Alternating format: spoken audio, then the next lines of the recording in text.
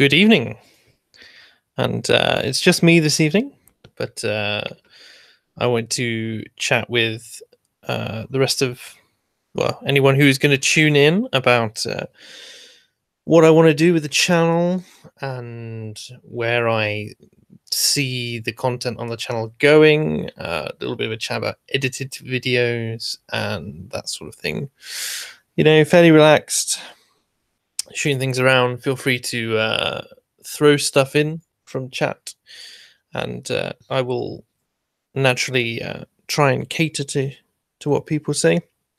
Hello, Eric Ramsey. I wonder if the Terminator will be on this stream. Oh, you're talking about the Britisher, the B9000, as he is. Yes, potentially. He's not. He's not coming on this evening. He'll be on tomorrow. We have Fake Accents Unite tomorrow at 8 p.m. at the usual time for the week, and I'm trying to work out what the exact topics are going to be, because obviously we like it to be a little bit more relaxed and, you know, not too political. Although obviously the last one was really intensely political, which did go down well, but I think that's more of an anomaly, and I think that was just a mixture of timing. So it sort of replaced Fake Accents rather than taking over. Hello, did I see May on TV this morning? Yes, this was her interview where she talked about her talking with Trump, etc. Is that what you're referring to? Hello, Stephen Owen, or hello, as you say, and hi, Callum, as well. On Andrew Marr, she did well this morning on Marr. I only caught a few sound bites. When you say she made you proud, I'm assuming she didn't make you proud, but I have no idea. Yeah, this chat is, you know, it's just here, there, all over the place. I will talk about edited content because I only have, if I go to my channel now, and I go, because I stream a lot, right? And I don't think streaming alone is a good model, you see, for yeah, I don't think streaming alone is a good model for the channel. I think you need a mix of both things. Traitorous Teresa, yeah. I might bring something up, actually. We could talk about this. Andrew Marr, Theresa May. Let's have a look. This 5 things from her Andrew Marr show interview. Here we go. I'll even screen share. How's that? In fact, I'll just get a little bit of my anonymity back, and then we can do that. Yeah, that makes more sense to me. Share, present. There we go. Theresa May will deliver Brexit to Boris Johnson and Davis. Boris Johnson and David Davis are traitors. Yeah, that makes sense, doesn't it? Shout out to the Jordan B. Peterson talk tomorrow. I assume you're talking about his showing at the O2, Harry-Ann or Will. That would make sense. Sue the EU. Yeah, it was hilarious. I don't know why she thought it was good to mention that, to be honest. To me, I love the term special relationship. It just sounds like some sort of BDSM cult. Like secretly, there's a sex dungeon that basically allows the Americans and the Brits to get it on. I hate this. Like, BBC recently have started stopping doing text, and it's all video clips now, and it's like, oh yeah, here's a great thing, but I can't, or I haven't worked out yet how to filter my audio through to you guys, so I don't think it's a bit worth me flicking something like that on. The special relationship is a myth. Changed my mind.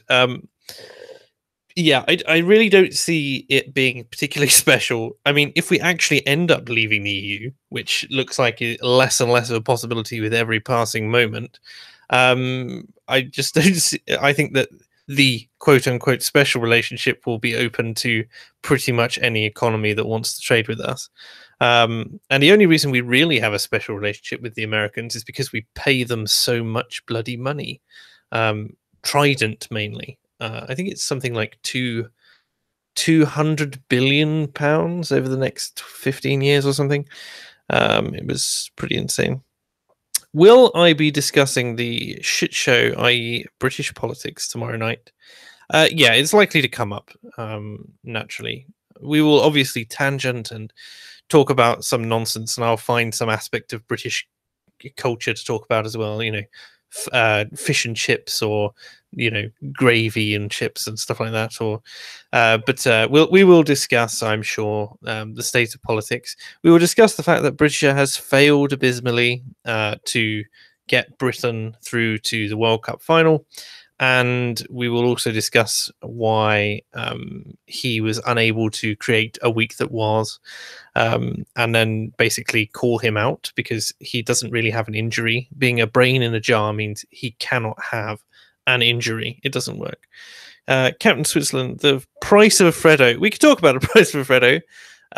Yeah, chocolate or the acquisition of Cadbury's by Kraft. Anything silly like that. We all should love Mr. Murray. Yes, Douglas Murray is great. He's a really good speaker. I only actually found him this year in the wake of one of my friends who said to me, "You haven't heard of Douglas Murray and you're in this space." It's like I seem to have this ability to basically dodge prominent figures in both the online and the debate space. So like I have until last week I had never watched a PJW video, and I've only watched one of his, which a friend sent me. I wasn't particularly impressed. I don't like his style, but I did not expect that accent from him. That's one thing I will say. Just one of those things. Let me see.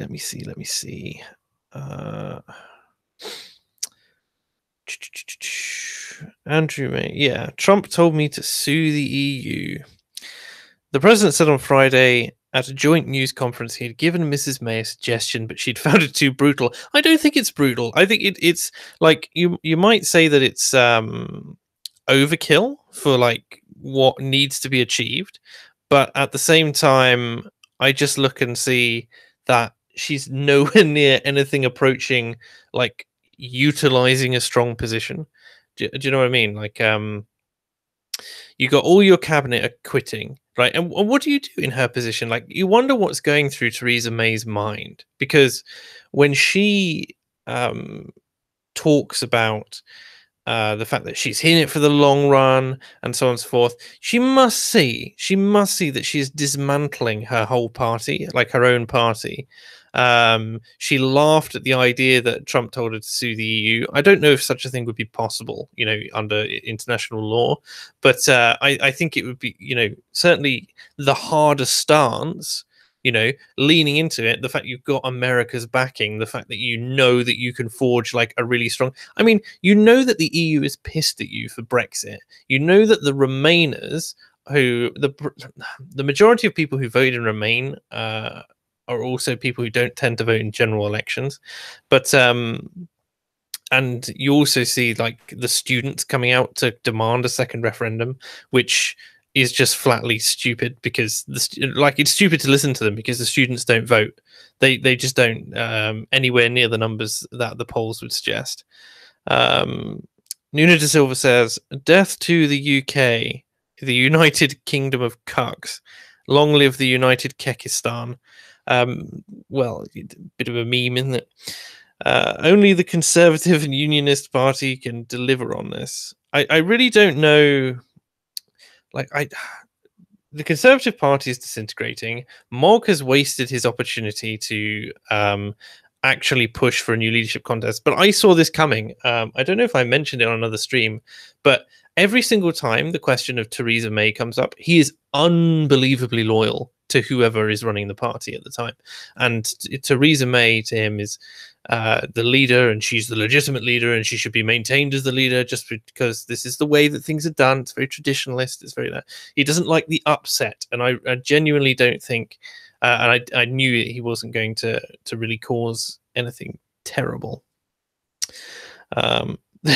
An air of optimism in France. Haven't there just been riots breaking out in France, or am I horribly misinformed? I know they won the World Cup, so optimism in France.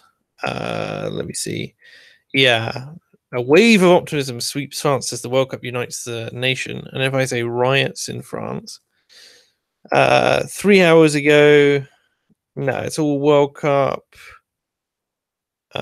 Riots are breaking out because the World Cup. Oh, right, rioting has been going on for weeks, and no one's bothered reporting on it. I wonder. Yeah, 5 days ago, and apparently they've been going on ever since. The Sun, that ever accurate publication.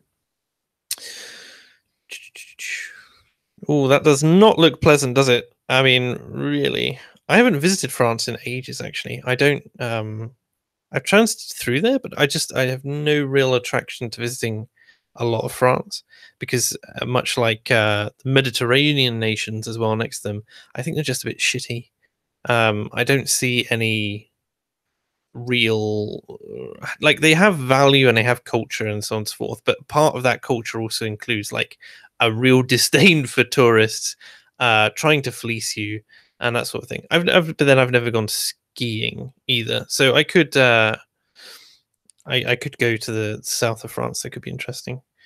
The French will probably be on strike again next week as usual. Well, that's what they're best at doing. If they can't work, they wave the white flag. Stop Brexit. It's a disaster. I mean, FBPE / Wharton. Interesting. I really hoped, dear God, that FBP is sarcastic. The show comment man, Mog is loyal to a fault, usually called undue pride. Yeah, I think it's a big part of his character. He's so traditionalist that he doesn't want to rock the boat internally. Like, he'll have a fight with other parties because the Tories have always gone against the other parties, but he would not sacrifice the integrity of his own party with the threat of Corbyn there. Like, that's just something I can't see. Go to Portugal, the best Mediterranean country outside of corruption. Is pretty corrupt, is it? My parents have been to Portugal, but I've never been. I did do a lot of traveling through Europe. I went to a lot of Eastern Europe actually, but I walked down from Nice to Rome. That was quite good, and then I flew from Rome to Hungary, did Budapest, then went to Bosnia, did Sarajevo. That was really good, and then went up to back to Budapest. Then I did Berlin, Poland, and a couple other places. It was really good. I wish I could have traveled more, to be perfectly honest. Liz says you should put links to the streams on Twitter so that people only have to click once to come and see. Yeah, I know. I really should. That would make sense. In fact, I'll be really cheeky and basically link it now. Again, boom. There you go. A link into my personal Twitter feed. No. Yeah, just chatting.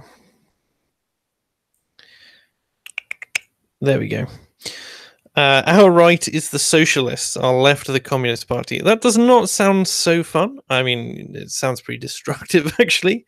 I wonder how your economy is doing with all that regulation. If Academic Agent was here, I'm sure he would be smashing into just anything, saying anything left of him is basically communist and deserves to be helicoptered.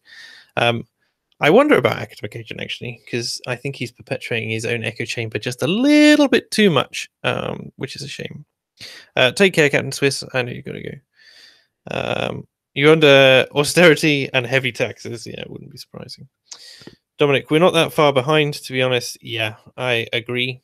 We really are teetering. The way things are going, I do not see the Tory party recovering sufficiently well before the next election. So it's a question of how high does UKIP rise? How willing are the Tories to compromise with UKIP and actually gun for a harder Brexit? and whether or not Corbyn manages to pull something out of his ass and claw back 50 seats. That's the question. Both sides will never go for Mog. My lefty friends basically consider him to be evil. Yeah, a lot of people put faith in Mog. He's like the meme candidate. People were talking about him having the potential to be sort of like a British Trump in terms of like the upset that he would cause. Like Trump causes upset because he doesn't care what anyone thinks. And Mog would have caused upset because he would be a return to traditionalism in a way that most of the latest generations seem to despise. Alfred Keith, is it true that you were a Rupert? What? You'll have to clarify that for me. I've no understanding of what you just said. May is scum. Yep. I would agree. I don't know about scum. I think she's an idiot, and I think that her trying to preserve what is effectively her own income and her position out of some misplaced sense of pride is the stupidest thing. It's like switch on Iron Lady when you're fighting your own populace, and then switch to like whimpering kitten when you attack the EU. I really don't. Crush the Tories, build a new right. Well, as Academic Agent says, there is no such thing as the right. It just doesn't exist, you know. Oh, was I a Rupert? Yes, I was an officer in the RAF once upon a time. God, it's been ages since I've heard that. Also, I existed almost entirely within the officer corps, and therefore you don't really hear about that phrase too often. The UK government is rallying UK businesses to propagandize their peers and consumers about UN goals. I have a link to a government website about this. Well, send it to me on Twitter, man, and we'll have a look at it. But we're not there. I am welcome to join a hashtag Team Hancock on the app. Thank you. I'm afraid I'm not familiar with you, so I'll have to have a look. Also, I'm pretty sure you're a troll account, but we'll see. May is a scapegoat that grew some horns and then proceeded to break too many things.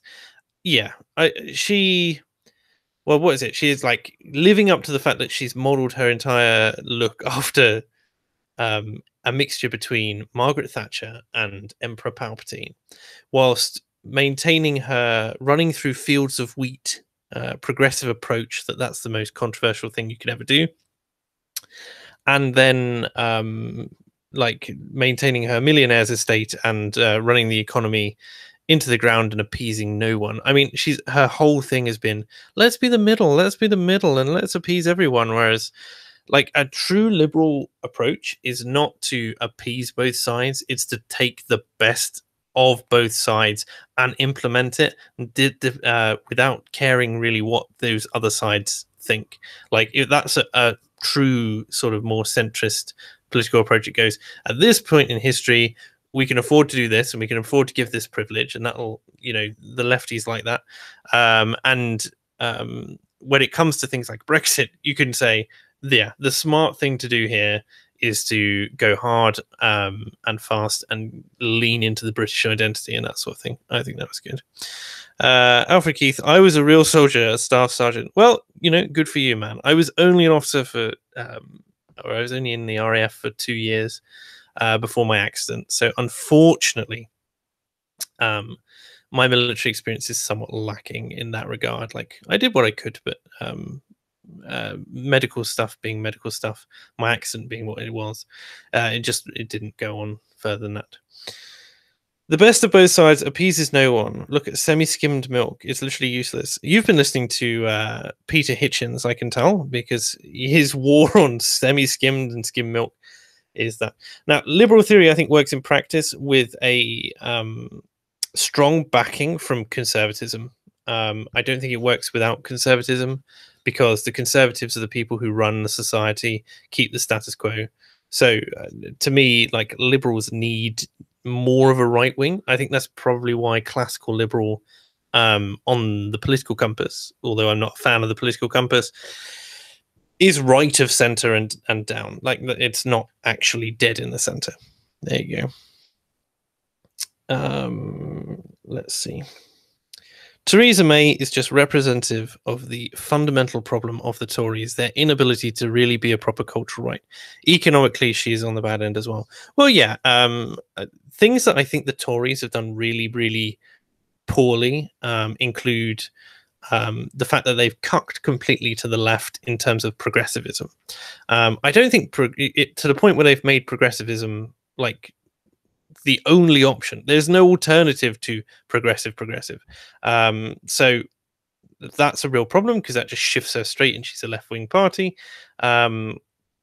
To my mind, in that sense. And even in the economically to the right side of things, they are appallingly bad at their own PR, and they are appallingly bad at proving why things are good. So there's this real disconnect between like why tax breaks and stuff like that are given. And so the whole reason, for instance, that tax breaks are given in the UK to big business and to higher income earners is to try and encourage higher earners to move to the UK to be a bit more of a tax haven, and then to be able to collect taxes effectively off these people. So you've given a tax break, but because there's more people in the country who are of higher earners, you are getting more tax income. And they're really, really bad at showing either that this has happened or that it hasn't happened. And I just don't think that.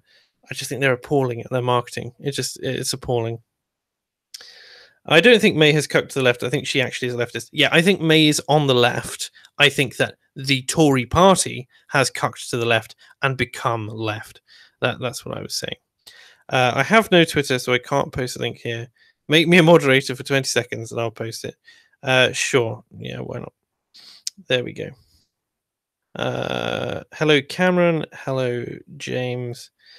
The Tories have internalized the right side of history narrative and let people like Owen Jones seem authoritative on the economy.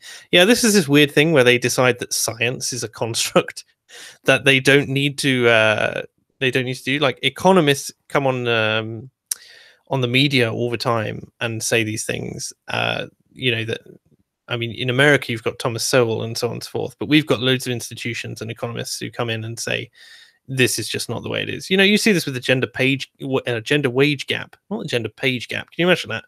You only get 77 pages for every 100 that a man gets. You can only read 77% of any novel.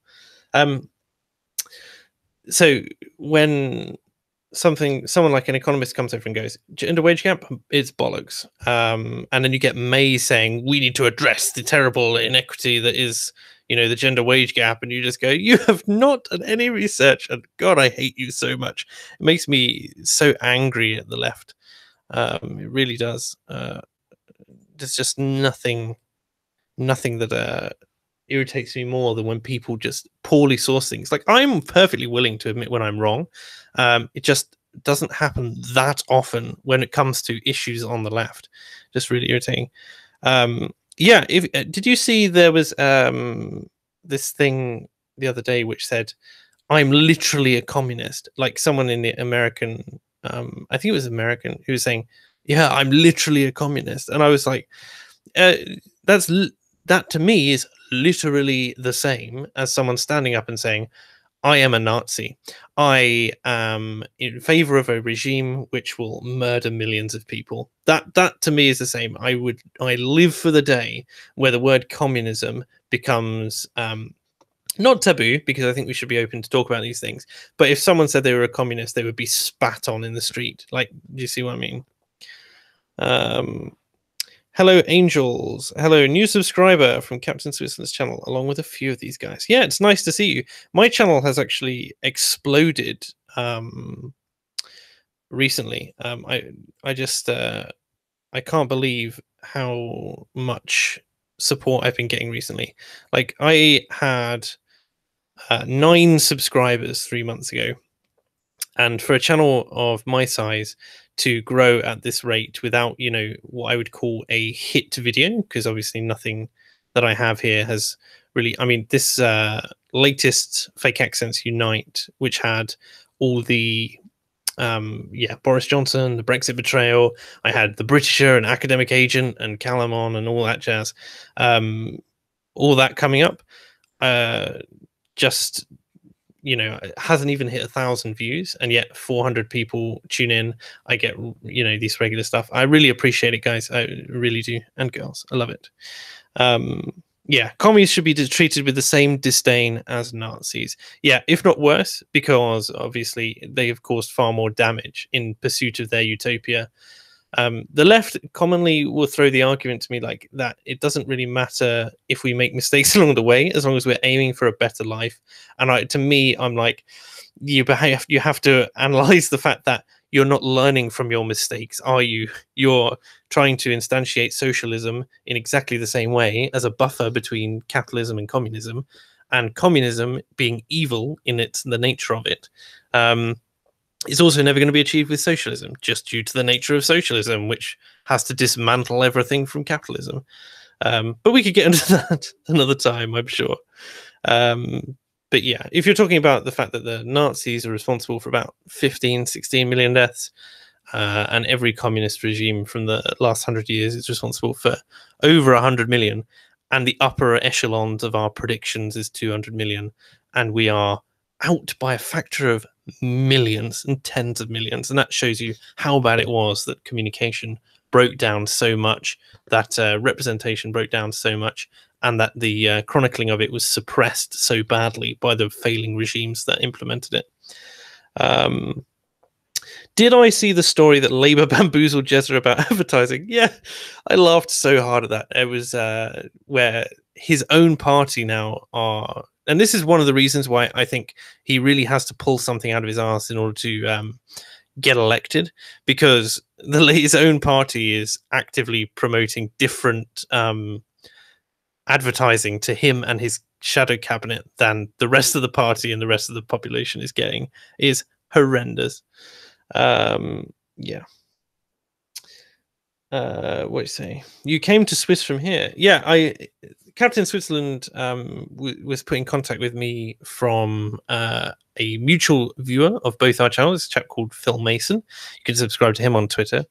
And I was looking for an extra guest to come on, because I'd like to have a couple of guests who I can just pull in and out, because obviously myself or the Britisher may not always be available, and I'd like to make sure that the series keeps going and people can listen in, and I might have guests on, etc. Fascism and communism are two cheeks of the same arse. Yes, and I think fascism tends to stem from communism. However, I need to do a lot more research on fascism and communism both. Hence why I'm reading Red October, which is a great book. I have it on audiobook on Audible, and it's well worth it because the guy who does it reads it really well, talking about the lead up to the 1917 Russian Revolution that spawned the USSR. It's really good.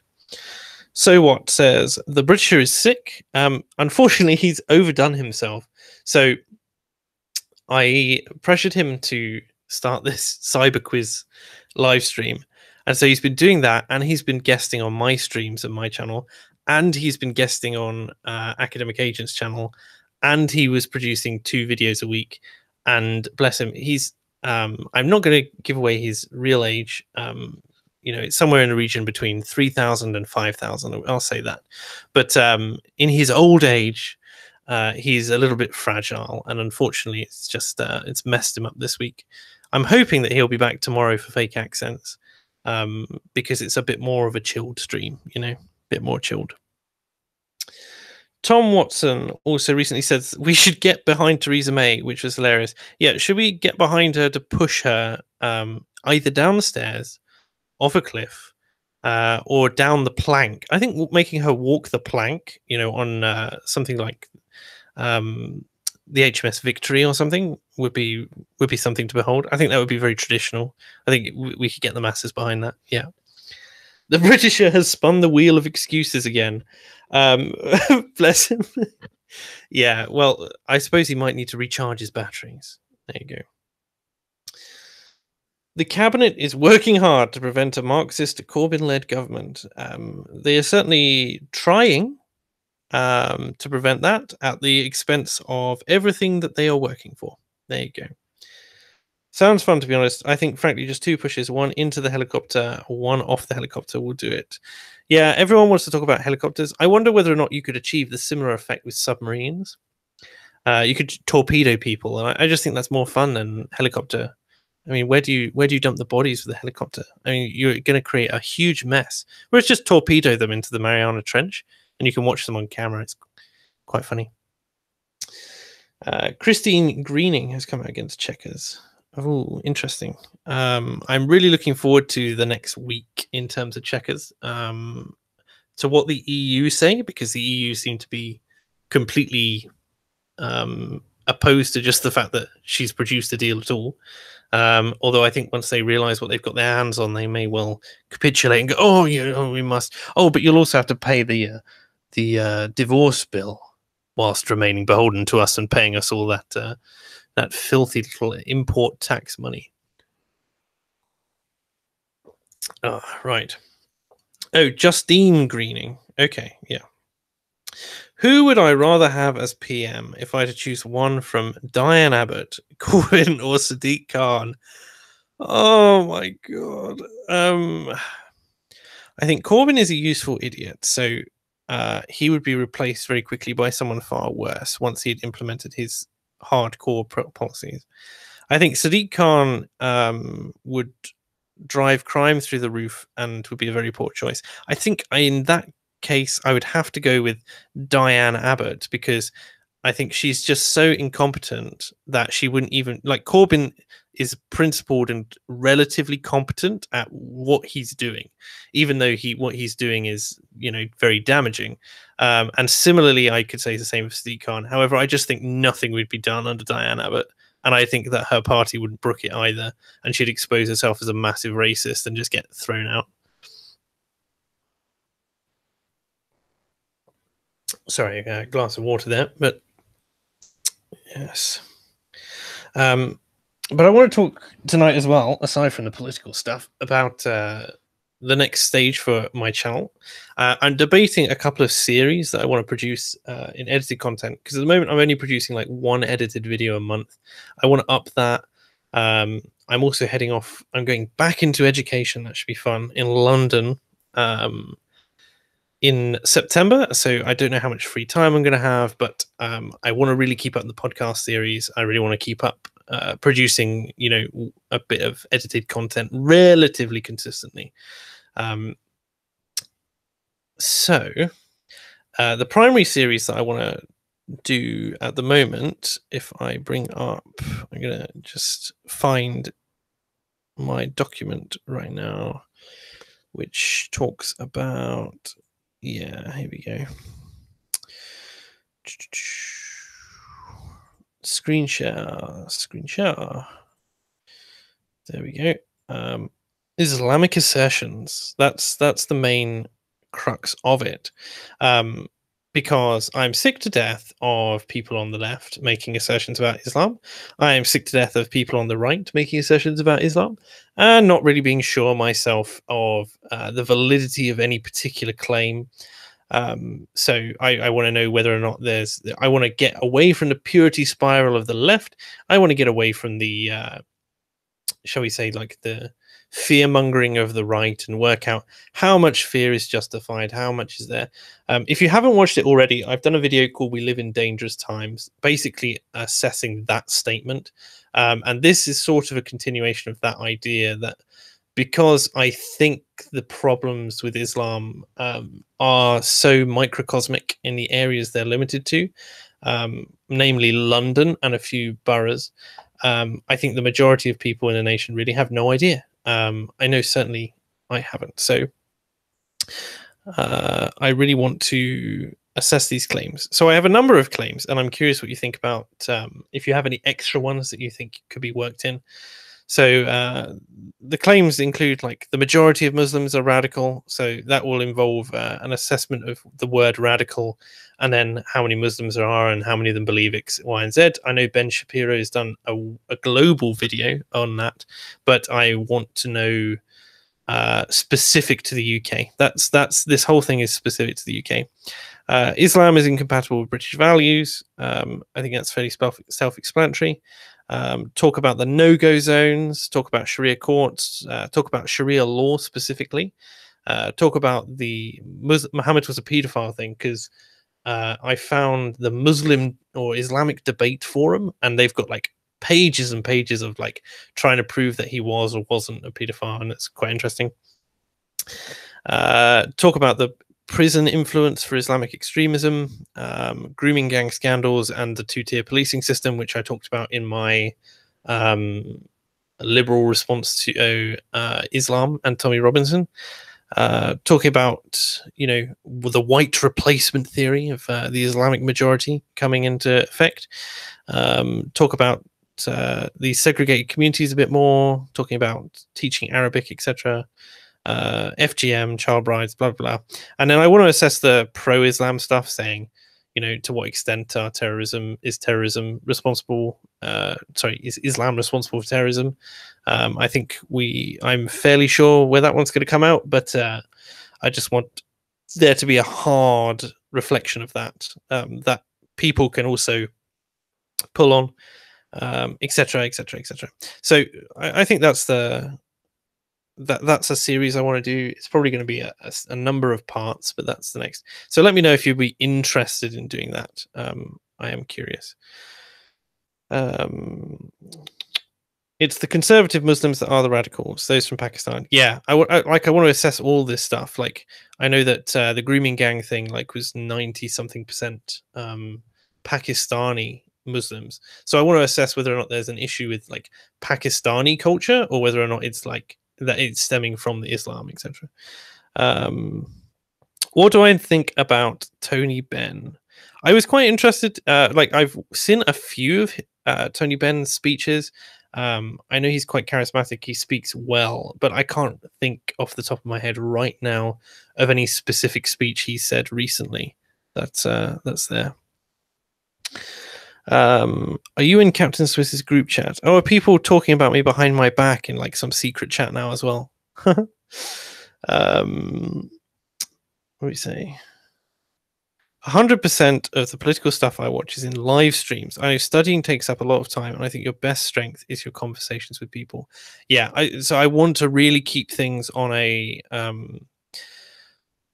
the main bulk of this channel is probably going to be podcasts, because I don't have the time or the skill yet, to be honest, like to produce a lot of edited content relatively quickly.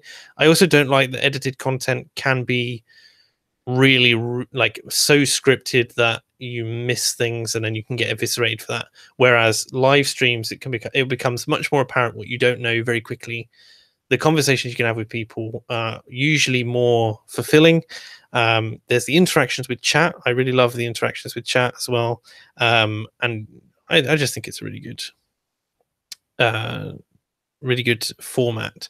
But obviously I don't want this entire channel to be only live streams, so I want to produce an edited series as well that the people who like edited series can follow along with as well. We can also do research streams, says Base Liz. Yeah, I want to do most of my live streams are, or certainly Fake Accents Unite is usually partially scripted anyway, in that I will have previously researched some articles or on the specific topics I want to raise, etc.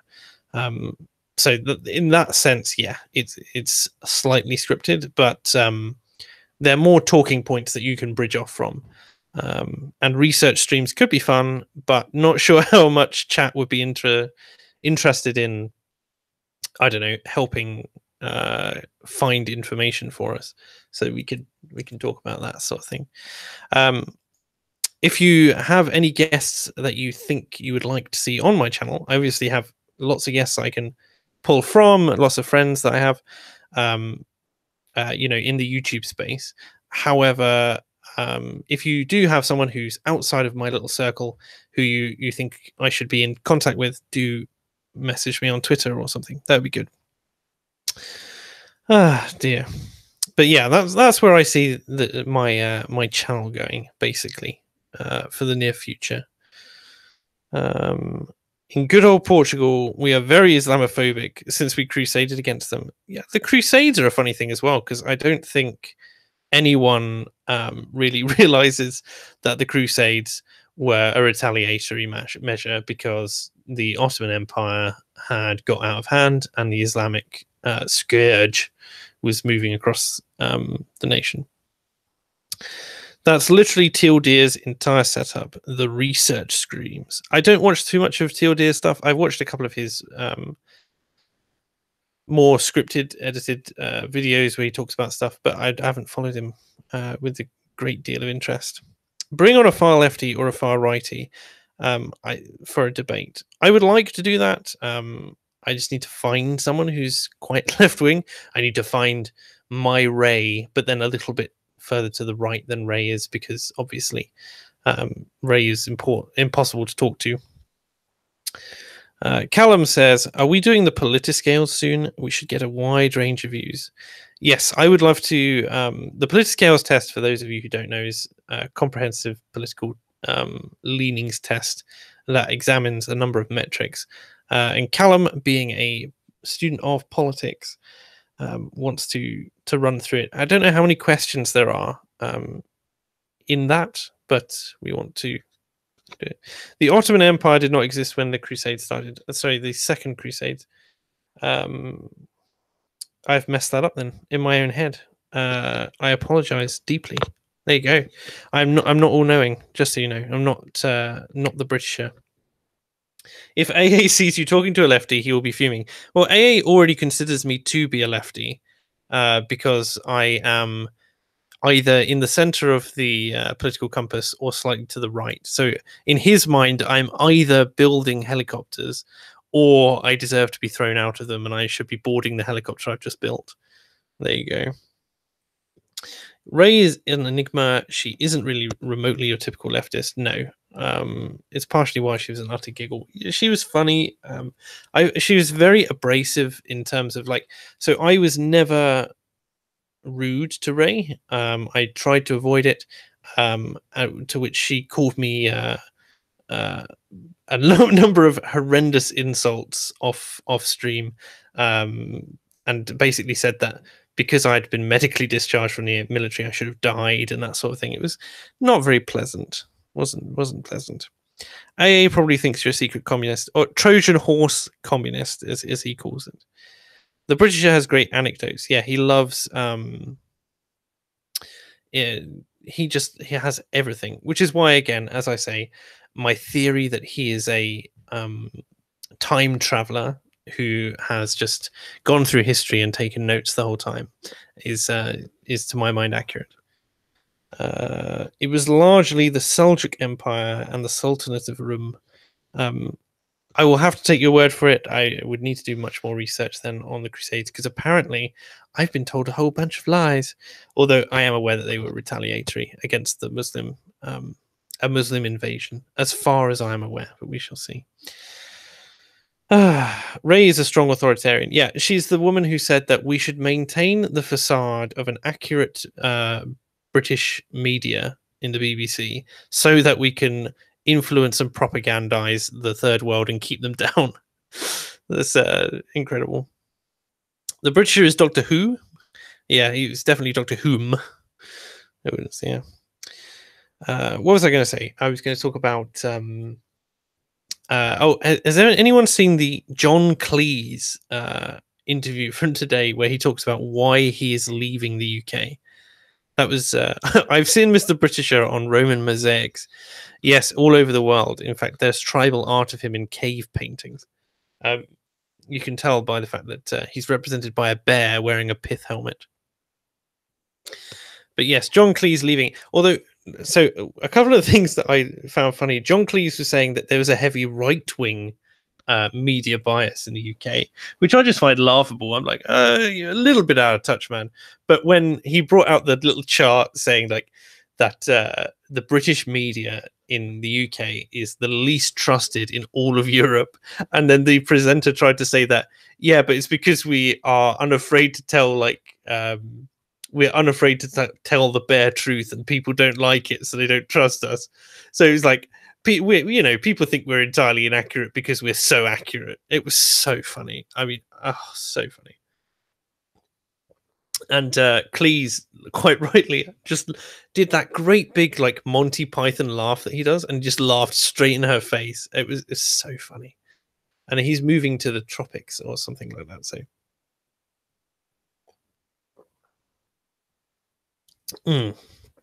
we need a history stream so I can get you educated on European military history.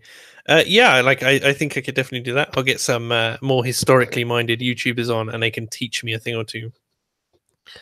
I feel sorry for the Brits. They're subjects. Where do you mean as opposed to citizens, or as opposed to like free men or women? You know, he's moving to Nevis. Yeah, yeah. Can I import liberalists and libertarians to my country instead of third world zealots? I think you'll be fine, except that the liberalists will all disagree with one another because that's what they like to do, and the libertarians will inexorably move more anarchistic as time goes on, and they'll end up destroying your government anyway. I don't. I'm only joking. So, World War One, Germany's best military ever. I assume so. I know they lost, although I assume that was a combined effort.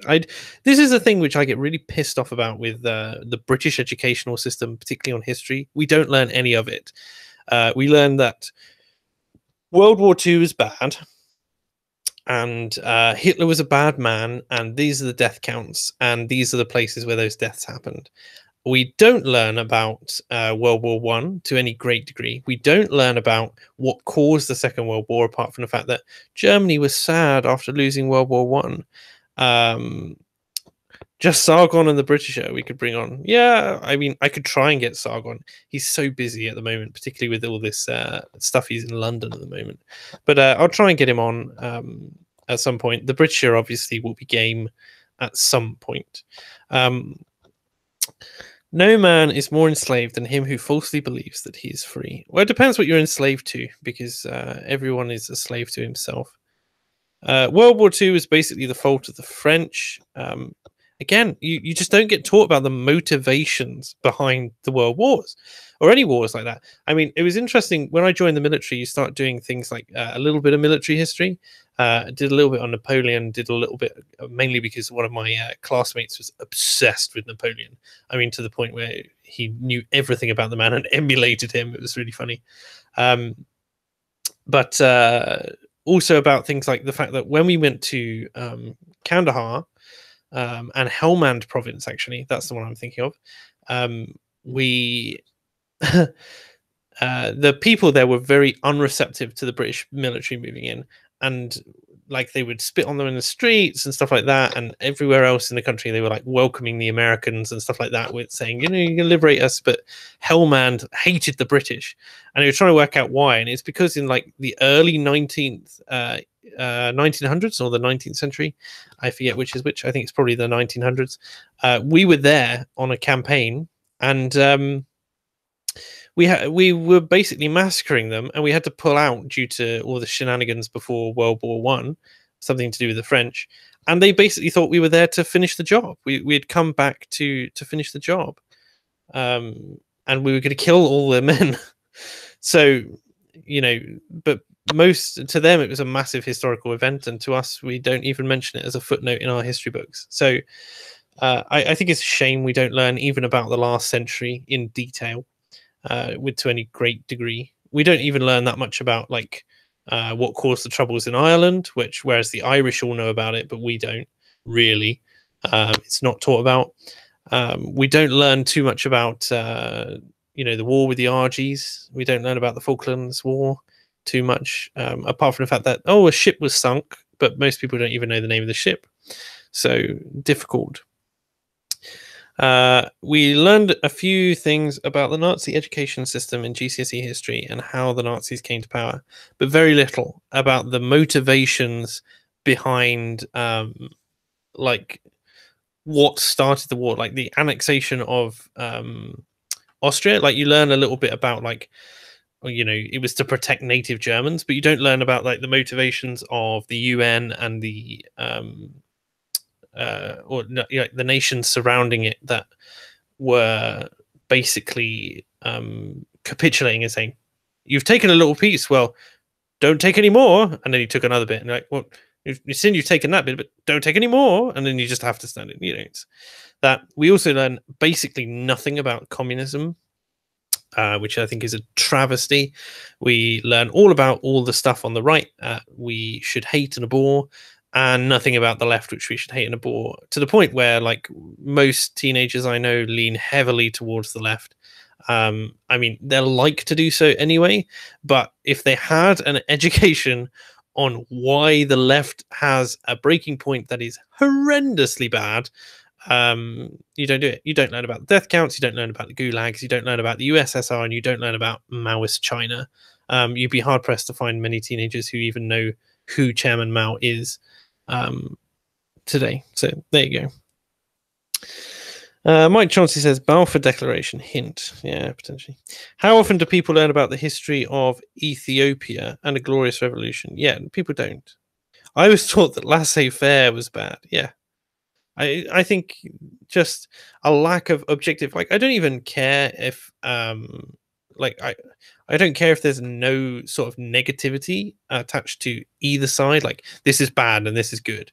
I care that you get an objective view of history, and I think that the lack of learning about British history and where we were and about the state of the world as well, like the biggest threats to the world that we saw throughout the last century, it's a crying shame. I mean, a real problem. The Great Game. Rory Stewart has a great video on Afghanistan. I will definitely check it out. It's quite interesting to me. Yeah. We should build a tremendous wall around France and Germany. Will we call it the Iron Curtain? I think Hitler was starting to do that, wasn't he? To be fair, we do learn a little bit more about World War One than you'd think, but it's still not enough. I didn't even know that until, well, like, a few things stick in your mind. Like, I knew Franz Ferdinand died, but I didn't know where Franz Ferdinand was from. You don't know. I didn't learn about who was on which side. I didn't learn about that. But then, I'm in my mid-20s now, and I can understand why. Like, I've forgotten a lot of this because you don't interact with it in the day-to-day. It's something I really am trying to buff up on. A-level history covered history from 51 to 07 and Russian history to post. Yeah, but you'd have to take the A-level for that.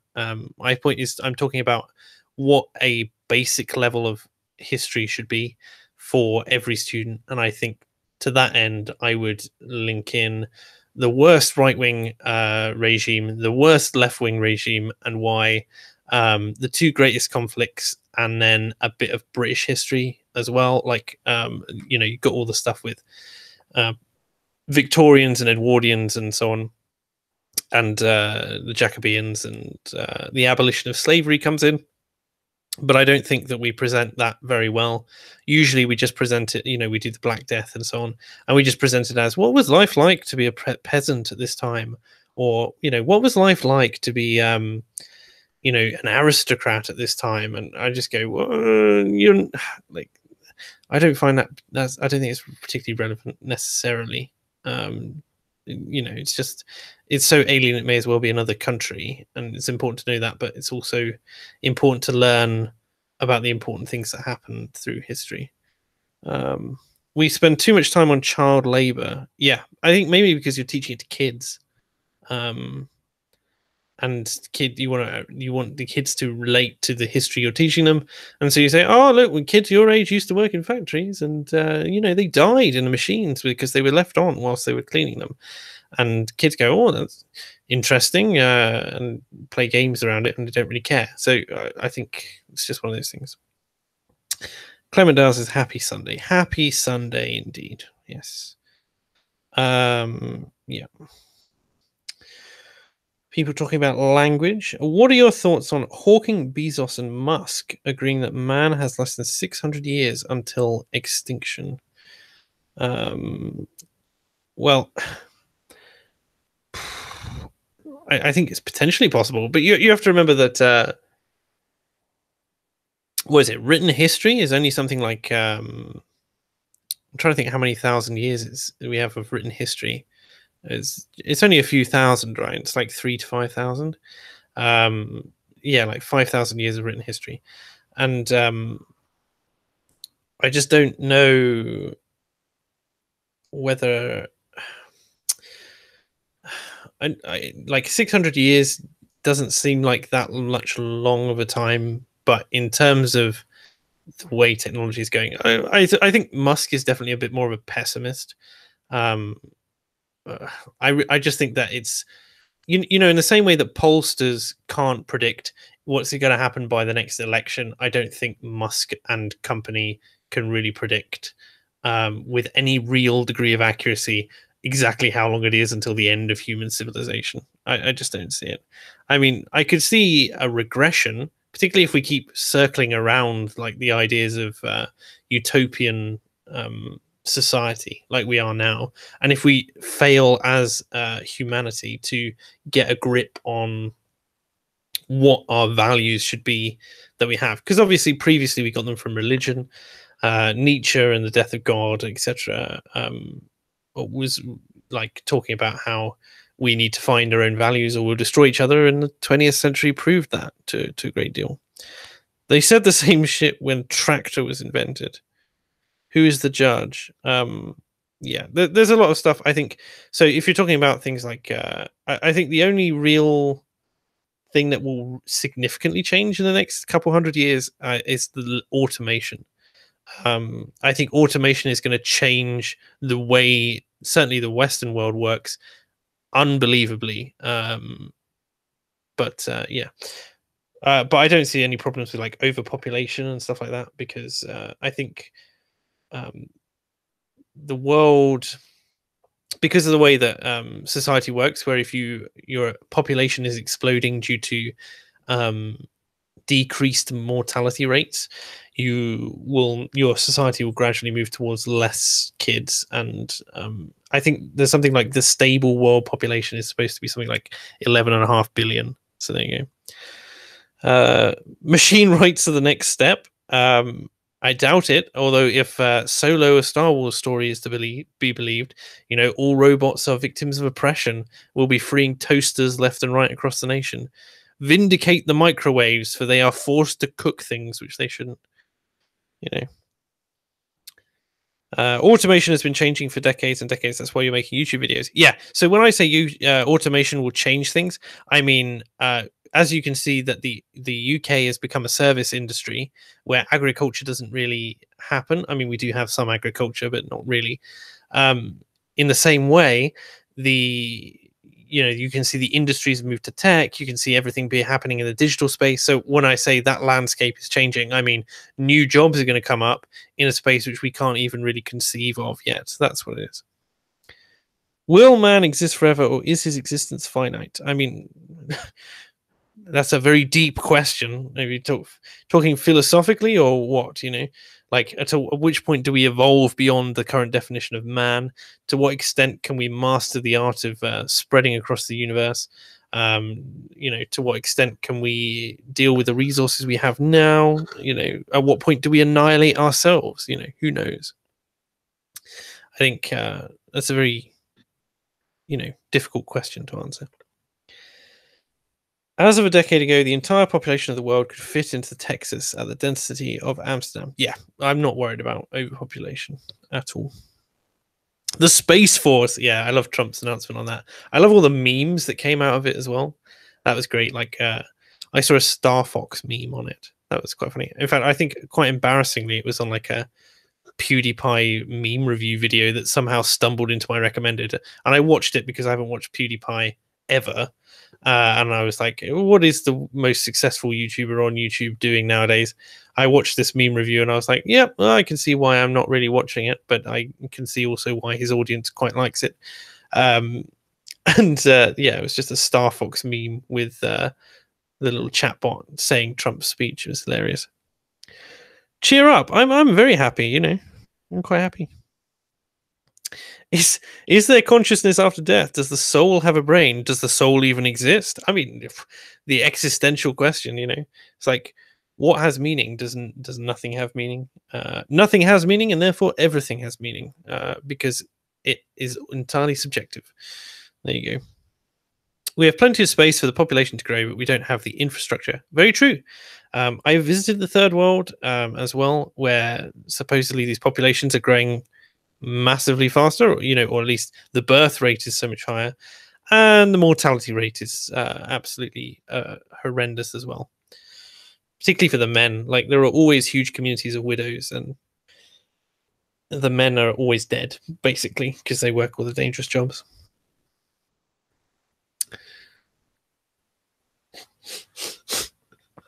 Sorry, I've just seen Callum's comment that you visited Wales. Yeah, I went to Llanbedr, and I was just struck by the fact that it was a terrible place. No, I went to Kenya in 2014. I spent 3 weeks in Kenya doing charity work. That's that. Why are you hiding people, Clement Down? You're going to get in trouble. I'm going to have to remove your spanner if you're not careful. Many of these countries have a lack of access to contraception. Yeah, I think decent sex education, like, you really can't comprehend what it's like in a society where voodoo and witch doctor is a legitimate, sort of occupation that services, thousands and thousands of people, where a village is 100,000 as well. That's insane. I did not go on grief tourism. No, I went and supported a village, and because I was doing something good, I didn't get any of that nasty little traveller grief. No, but that wasn't the point of it. It was to help an orphanage, which my parents' church had connections with. So I got to go to Kenya for free.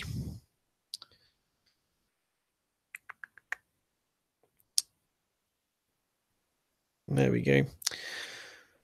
My God, what were you doing in the third world? You're not the Britisher. No, I don't go exploring. I just I was feeling charitable one day, and I was invited by my old pastor from the old church I used to go to, who said, "Yeah, do you want to come help me out in Kenya?" And I was like, "Yeah, sure. Why not? I'm not going to turn that down. Goodness, it's pretty insane." Is it called an electric tea kettle or an electric teapot in England? What kind of questions are this? It's just called a kettle. I mean, it's an electric kettle, but it's just a kettle. A teapot is the pot you pour from the kettle into, which has the tea bags in it that then holds the tea. Do I still go to church? Unfortunately, work keeps me away from church. My stance on Christianity is varied. I really don't know where I'm sitting with it at the moment, but I have been a very devout Christian. I have been an agnostic. I'm somewhere in the middle at the moment. There you go. The Americans can't seem to agree. It's a kettle. It's just a kettle. That's what it is. The overregulation of the economy depresses innovation and taxes the people. End the regulatory state. Callum Ferguson, tea bags. Tea bags. I assume you're talking plural. Yes, tea bags. Which branch of the military has the best transferable skills for civilian life, generally speaking? It depends what you want to do, Joe. The officer corps is very much for moving into things like management consultancy and sort of upper level management. It really depends how far you get in the officer corps, unless you're a pilot, in which case you're only a pilot and you can't really go anywhere else. But the upper ranks of the military are there for an equivalent level of senior management, and you go in at senior management if you go in as an officer. If you're talking about engineering and that sort of things, you'll be in very good stead doing something like my brother is in the REME, the Royal Electrical Mechanical Engineers. He works on tanks at the moment, and you get a lot of it, transferable skills, and be able to go into anything from electrician to mechanic. It's really good. Like, the military is really good at giving you a set of skills, giving you transferable qualifications that will translate well. But I think because there are a lot more qualifications for management, I think the ranks give you more transferable skills. Like, the officer corps is more for careerists I would say, who want to make the military career their whole career. And most senior NCOs do that. But if you reach the rank of corporal, which is in the RAF, it's the first non-commissioned rank after. Let me see. You have airman, senior airman, and then corporal. So that's the main thing, like LAC, SAC. Loose tea, the true brew of the proletariat. I don't drink that much loose tea, man. I'm too cheap for it. I just buy a big box of 100 tea bags and off I go. My cousin worked on the latest Bloodhound project, Land Speed Record, in the Remy. Yeah, they do a lot. But if you want to do sport as well, like the military is a really great option because they'll pay you above what most athletes would be paid. And if you're good at it, you go all over the place, and the army pay you, and you're paying like 70 quid a month for accommodation. It's ridiculous. If you're interested in the scientific pursuit of evil, you might like People of the Lie by M. Scott Peck. I'll have to go through these comments afterwards and take notes. I think it's really interesting. Yeah. Knowing what God is not is a good start at assessing God for science. Yeah, I also think that's good. I don't know what the soul is either. I believe in the supernatural. Interestingly, if we're going to talk about the supernatural, and I do want to do a stream on the supernatural, interestingly, but briefly, the number of people in the UK, for instance, who believe in God or the Christian God is only about 50%, like between 15 who are the committed Christians, 15%, and 50% who are the people who are registered as Christian in the UK. But 88% of the UK believe in a supernatural higher power, usually angels. And that's quite interesting to note for myself. Just that people seem to have a hunger for the spiritual, even if they're just agnostic or they believe that like angels exist, usually guardian angels or ghosts, that sort of thing. Really interesting. But it's getting late now. But I did want to really do this stream. So thank you all very much for coming. I'm gonna end it here. I talked about what I wanted to talk about, and I hope you've got an idea of what I want to do with the channel, and also just just chatting with chat. I think that's good. So I will see you all tomorrow for Fake Accents Unite at 8 p.m. Tell your friends, share it out, get everyone to subscribe. I'd really, I love it. Shilling over. There you go. Take care, everyone, and good night.